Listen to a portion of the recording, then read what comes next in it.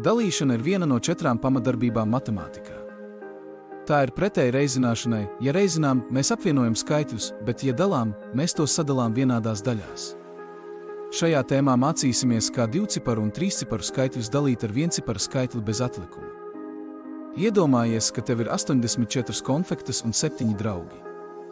Katram tiek vienāds daudzums, tas nozīmē, ka katrs saņem 12 konfektes. Tieši to dara dalīšana, sadala skaitļus vienādās daļās.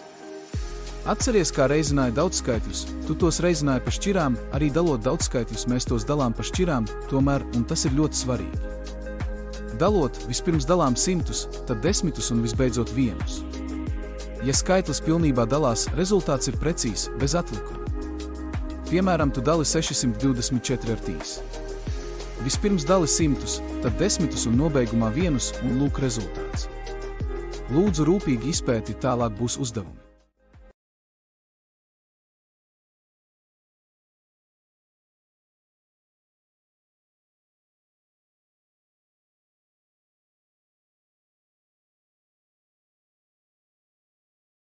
Ceru iegaumēji.